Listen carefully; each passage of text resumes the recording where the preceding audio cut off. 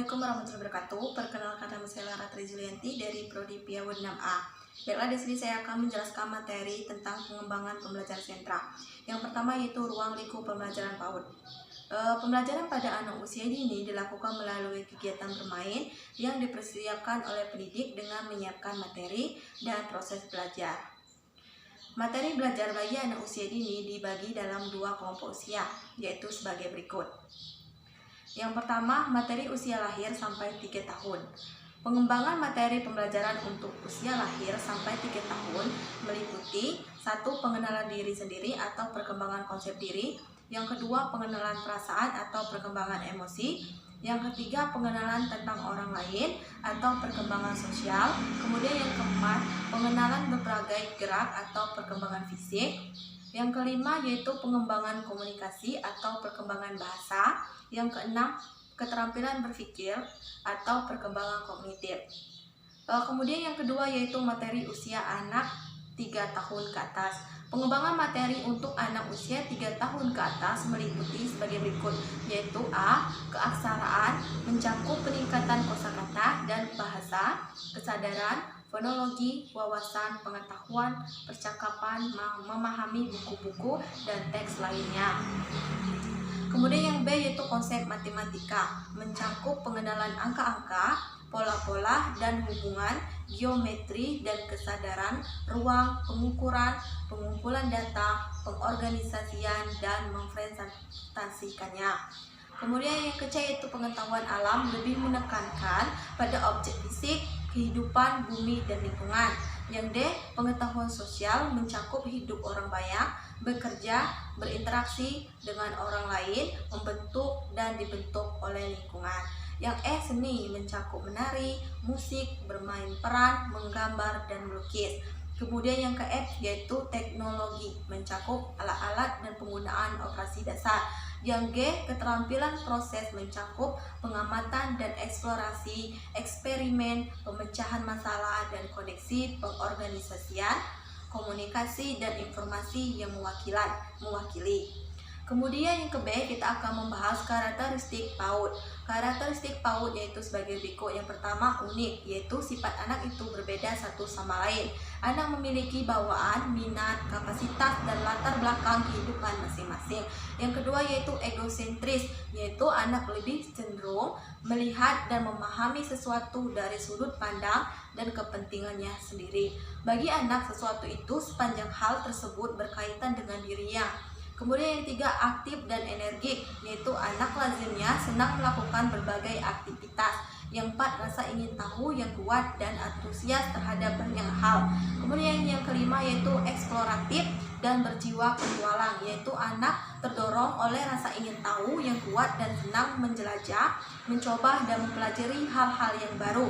Yang keenam yaitu spontan, yaitu perilaku yang ditampilkan anak umumnya relatif asli dan tidak ditutup-tutupi, sehingga merefleksikan apa yang ada dalam perasaan dan pikirannya.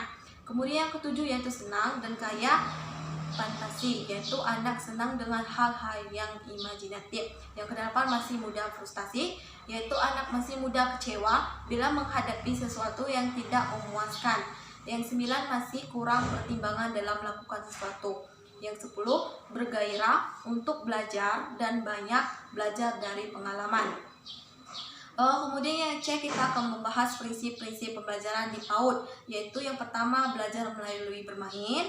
Yang kedua, berorientasi pada perkembangan anak. Yang ketiga, berorientasi pada kebutuhan anak. Yang keempat, berpusat pada anak. Yang kelima, pembelajaran aktif. Yang keenam, berorientasi pada pengembangan nilai-nilai karakter. Yang ketujuh, berorientasi pada pengembangan kecakapan hidup. Yang kedelapan, didukung oleh lingkungan yang kondusif.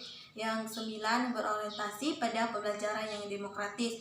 10, pemanfaatan media belajar, sumber belajar, dan narasumber penggunaan. Kemudian yang kedua yaitu komponen-komponen pembelajaran PAUD. Komponen pembelajaran PAUD meliputi peserta didik, pendidik, tujuan materi pelajaran, metode atau strategi pembelajaran, media, dan evaluasi. Strategi pembelajaran PAUD. Yang pertama yaitu strategi pembelajaran langsung. yaitu materi pembelajaran disajikan langsung pada anak didik dan anak didik langsung mengelolanya. Misalnya bermain balok, puzzle, melukis, dan lain-lain. Kemudian yang kedua yaitu strategi belajar individual. Strategi belajar individual dilakukan oleh anak didik secara mandiri. Kemudian yang ketiga yaitu strategi belajar kelompok secara bergu. Bentuk belajar kelompok ini biasanya dalam pembelajaran kelompok besar dan kelompok kecil.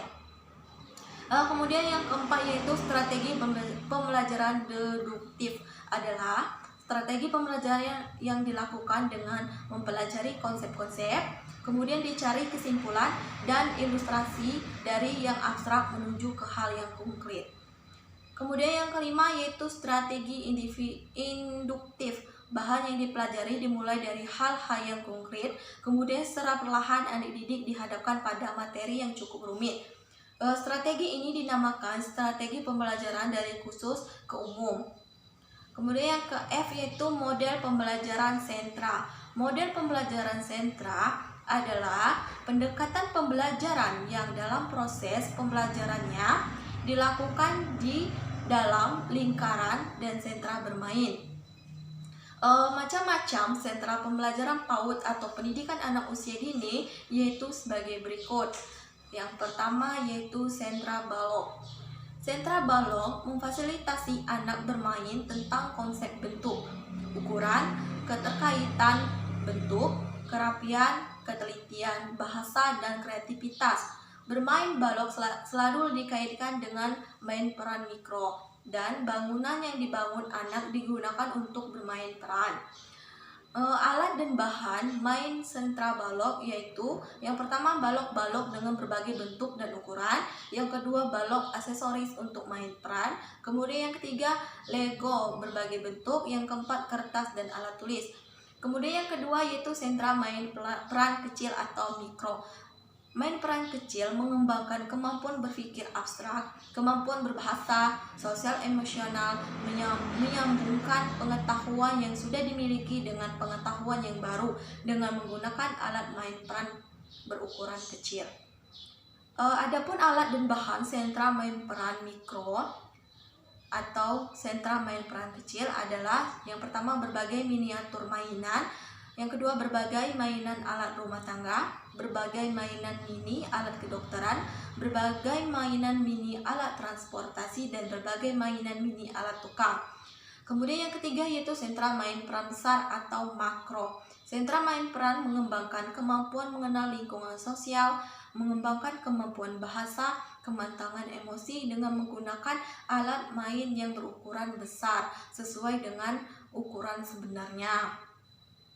Adapun alat dan bahan sentra main peran besar atau makro yaitu yang pertama mainan untuk pasar-pasaran, yang kedua mainan untuk rumah-rumahan, yang ketiga mainan untuk dokter-dokteran, yang keempat mainan untuk kegiatan pantai, yang kelima mainan untuk tukang-tukangan, yang keenam mainan untuk kegiatan nelayan, mainan salon-salonan, dan lain-lain. Kemudian yang keempat yaitu sentra IMTAQ.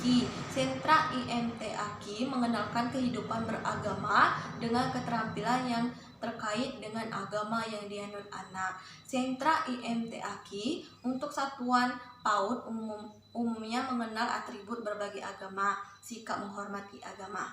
Kemudian yang kelima yaitu sentra seni. Sentra seni dapat dibagi dalam seni musik, seni tari, seni kriya, dan seni pahat. Penentuan sentra seni yang dikembangkan tergantung pada kemampuan satuan PAUD. Disarankan minimal ada 2 kegiatan yang dikembangkan di sentra seni, yakni sentra musik dan seni kriya. Kemudian sentra seni mengembangkan kemampuan motorik halus, keselarasan, gerak, nada, aspek sosial emosional, dan lainnya. Kemudian yang keenam yaitu sentra persiapan. Sentra persiapan lebih menekankan pengenalan keaksaraan awal pada anak. Penggunaan buku, alat tulis dapat dilakukan di semua sentra, tetapi di sentra persiapan lebih diperkaya jenis kegiatan bermainnya. Pada kelompok anak paling besar yang segera masuk sekolah dasar, frekuensi main di sentra persiapan lebih banyak. Kegiatan persiapan dapat juga diperkuat dalam jurnal siang. Kemudian yang ketujuh yaitu sentra bahan alam. Sentra bahan alam kental dengan pengetahuan sains, matematika, dan seni. Sentra bahan alam diisi dengan berbagai bahan mainan yang berasal dari alam, seperti air, pasir, bebatuan, daun. Di sentra bahan alam, anak memiliki kesempatan menggunakan bahan main dengan berbagai cara sesuai pikiran dan gagasan masing-masing dengan hasil yang berbeda. Gunakan bahan dan alat yang ada di sekitar. Perhatikan keamanannya. Bahan dan alat yang digunakan harus bebas dari bahan beracun atau binatang kecil yang membahayakan. Kemudian yang ke-8 yaitu sentra memasak. Sentra memasak kaya dengan pengalaman unik bagi anak mengenal berbagai bahan makanan dan proses lain yang menyenangkan. Di sentra memasak, anak belajar konsep matematika, sains, alam, dan sosial, sehingga menunjang perkembangan kognitif, sosial emosional, bahasa, motorik, dan juga seni, serta nilai agama. Model-model tersebut di atas merupakan hasil-hasil penelitian dan penerapan para pakar pendidikan anak usia dini yang berlangsung bertahun-tahun sebelum disosialisasikan lebih luas. Pengkajian oleh para ahli dilakukan untuk mengetahui sejauh mana efektivitas model-model tersebut mampu membantu anak dalam belajar. Baiklah, itu saja yang saya dapat sampaikan. Saya akhiri. Wassalamualaikum warahmatullahi wabarakatuh.